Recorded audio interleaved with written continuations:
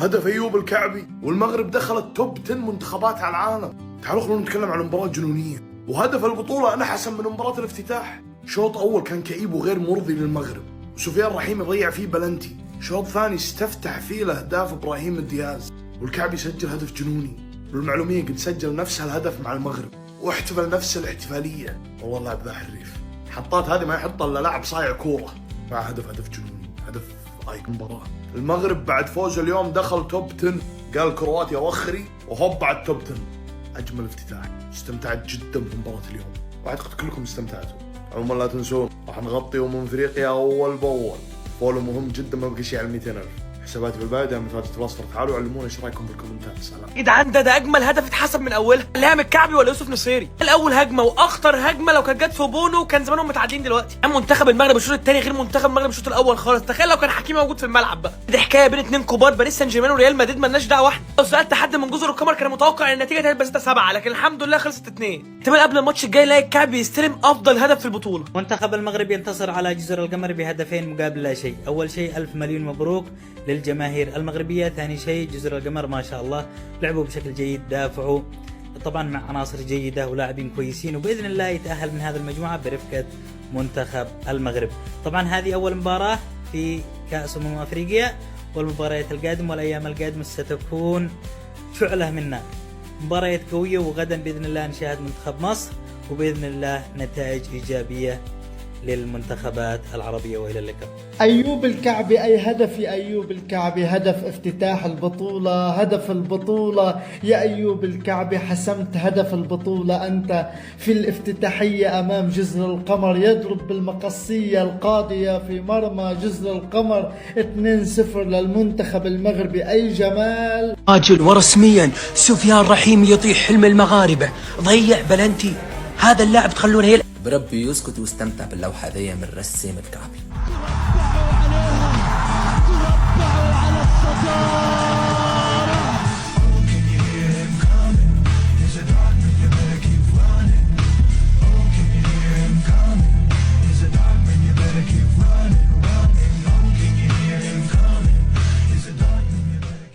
ايه ده؟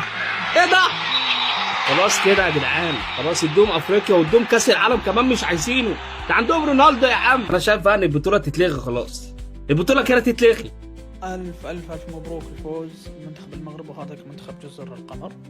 مباراة الصراحة كانت صعبة، وأنا توقعت جزر القمر يكون منتخب صعب وممكن يكون حصان أسود في هذه البطولة.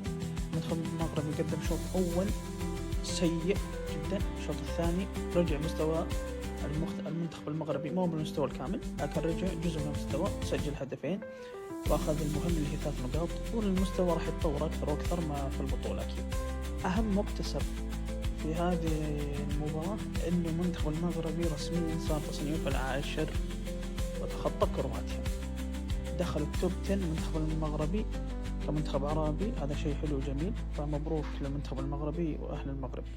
البطوله باقي راح تمتعنا اكثر ان شاء الله. شباب كريستيانو رونالدو دي يلعب للمنتخب المغربي.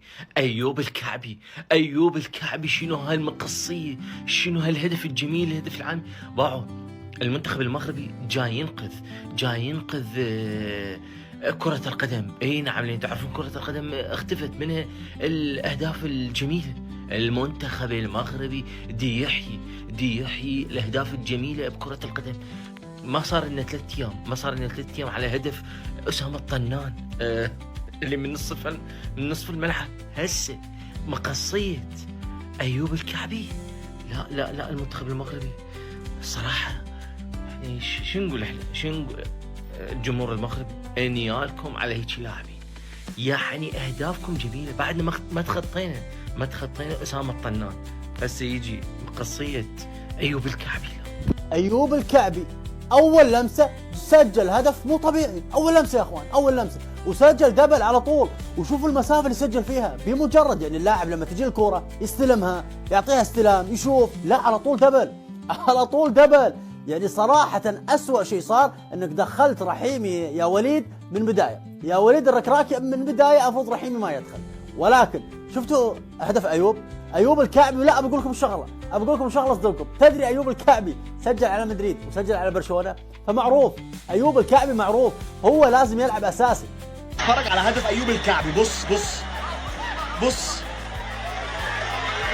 مش ممكن مش ممكن مش ممكن. بص بص من الزاويه دي، بص من الزاويه دي تاني، بص بص الاسيست طرش، وبص خيال خيال. يعني ما تعرفش تقول ايه، ما تعرفش تقول ده احسن هدف في البطوله. ما هو ده اول ماتش في البطوله، ده اول هدف في الافتتاحيه، ده افتتاحيه البطوله ودخل فيها هدف بالمنظر ده. خلاص المغرب بقت متعهده اهداف جميله، خلاص بقت هي التريد مارك بتاع الاهداف الحلوه، اختص تحديدا في المغرب. خلاص الموضوع انتهى. برده من كام يوم في نهائي كاس العرب، بص برده هدف من نص الملعب. يعني خلاص المغرب بقت تريد مارك اهداف جميله. وديما مغرب وديما بونو. وقولوا لي مين قادر انه يوقف المنتخب المغربي من بطل بطوله كاس العرب لافتتاح خرافي جدا لبطوله كاس افريقيا وانتصار جدا خرافي كمان. المغرب حاليا قاعده تعطي لجميع الدول، مش بس الدول العربيه، لجميع دول العالم درس في عالم كره القدم. كاس العالم للشباب، لبطوله كاس العرب، للافتتاح الخرافي، للعب الخرافي، للمنتخب الخرافي، لكل شيء خرافي حرفيا. الف مبروك للمغرب، والله انتم درس للعالم كامل. المغرب في الشوط الثاني شكل ثاني. تعالوا خلونا نتكلم عن المغرب يا اخوان. الجزر القمر ما راح يقدر يصمد 90 دقيقة، وقالها عصام الشوال بالشوط الأول أول ما انتهى، قال جزر القمر ما يقدر يصمد أمام المغرب. هذا واحد. اثنين، إبراهيم دياز بمجرد ما لعب المغرب، وأنا قلنا لكم المغرب لازم يلعب على الطرف، بمجرد ما لعب على الطرف سجل إبراهيم دياز. أما بالنسبة لهدف أيوب الكعبي يا جماعة هدف أيوب الكعبي مو طبيعي. أنا بالنسبة لي راح أصنفه من أفضل أهداف في كأس أفريقيا. نعم تو الناس، ولكن أنا أشوفه إنه أفضل هدف. ألف مبروك للمنتخب المغربي، وهارد لك لجزر القمر. والله بقى رجالة المغرب شدوا حيلكم، عايزين الجون الثاني، محدش ضامن الظروف، ممكن جزر القمر تخطف حاجة حلوة.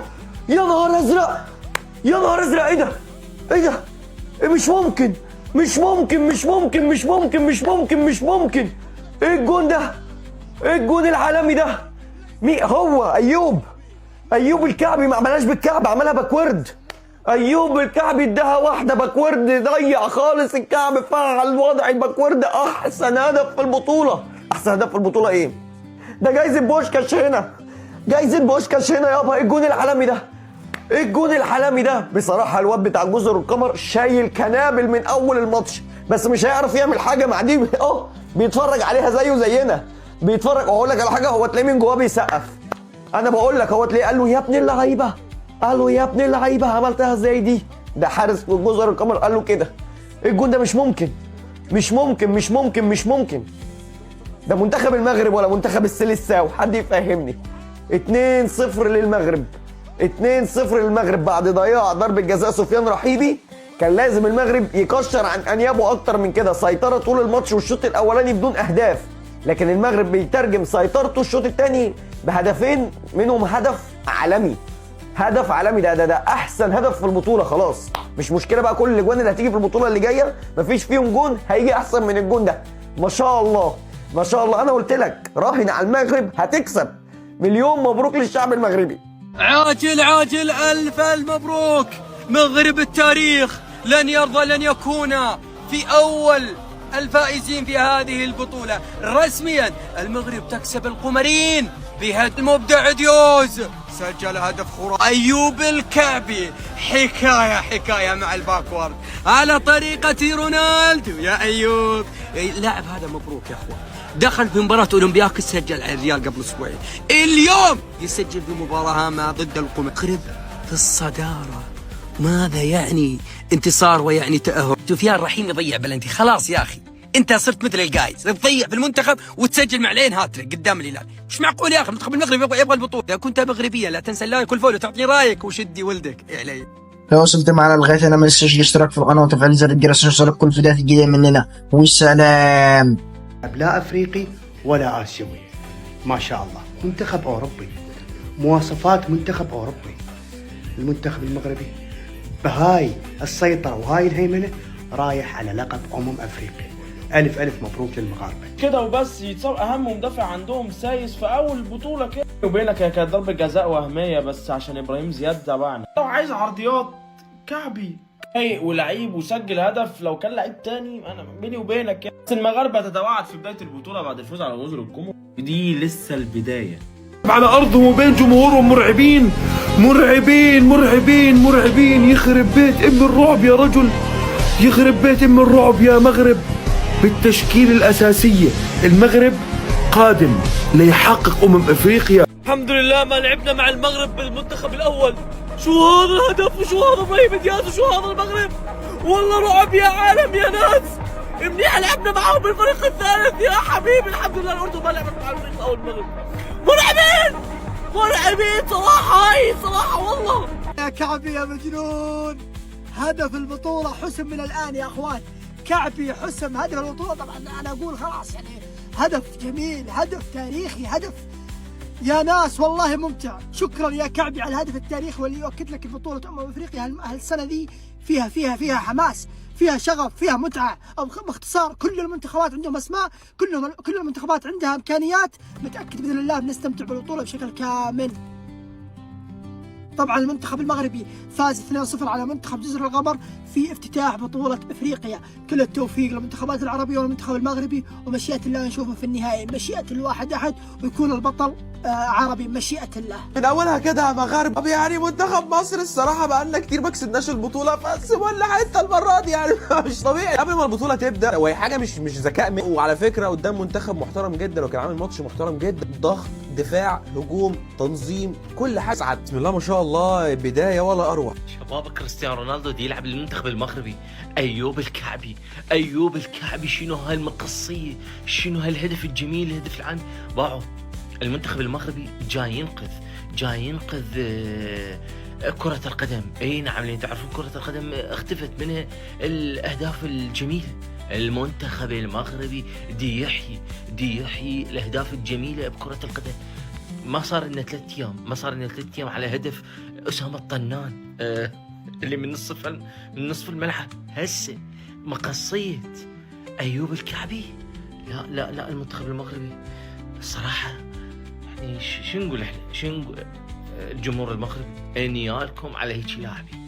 يعني اهدافكم جميله. بعدنا ما تخطينا اسامه الطنان. هسه يجي قصيه ايوب الكعبي. هدف البطولة في الافتتاح المغرب يعني اعطوهم اللقب خلاص لا يكملوا. والله يا عيال ما شاء الله يا هو باكورد، والله يا عيال ما شاء الله يا هو هدف. يا الله يا ما شاء الله يا الهدف. يا عيال المغرب فازت 2-0 بأقل مستوى أو بأقل مجهود. مضيعين بلنتي، في ناس أساسية برا التشكيلة أصلا ما لعبوا.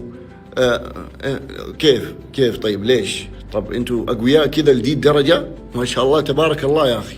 البلندوري حقهم بلندور أفريقيا كاملة ما لعب أصلا وفازوا، ومستواهم يمكن الشوط الأول كان شوية ضعيف، بس الشوط الثاني على طول. هذا ناهيك عن جمال الافتتاح وجمال التنظيم اللي صار في افتتاحية البطولة. شكرا للمغرب على المتعة اللي داخل الملعب وعلى التنظيم والافتتاح الجميل اللي حصل. بعد كل هذا المدح لا تظن انه انا مع منتخب عربي واحد، انا مع كل المنتخبات العربية في هذه البطولة. بالتوفيق للمغرب، بالتوفيق لمصر والجزائر وكل المنتخبات العربية. عالم يا مسلمين يا مغاربة، ما هذا الهدف يا أيوب الكعبي بعمر 35؟ تونا طالعين من هدف طنان في الأردن. تاريخي يا ابن المغرب يا الأسد الأطلسي. طبعا ما أقدر أجيب الهدف لأن فيها حقوق الطبع والنشر مع البي إل. الله عليك باكورد. هدف البوشكاش يا أيوب يا نجم الأولمبياكوس. إذا كنت مغربيا اعمل الإضافة، عطني رأيك. لا المغرب غير، المغاربة رايحين على البطولة الأفريقية. شدي ولدك علي يا أخي. وديما مغرب وديما بونو. وقولوا لي مين قادر انه يوقف المنتخب المغربي من بطل بطولة كأس العرب لافتتاح خرافي جدا لبطولة كأس افريقيا وانتصار جدا خرافي كمان. المغرب حاليا قاعد بتعطي لجميع الدول، مش بس الدول العربية، لجميع دول العالم درس في عالم كرة القدم. كأس العالم للشباب، لبطولة كأس العرب، للافتتاح الخرافي، للعب الخرافي، للمنتخب الخرافي، لكل شيء خرافي حرفيا. ألف مبروك للمغرب، والله انتم درس للعالم كامل.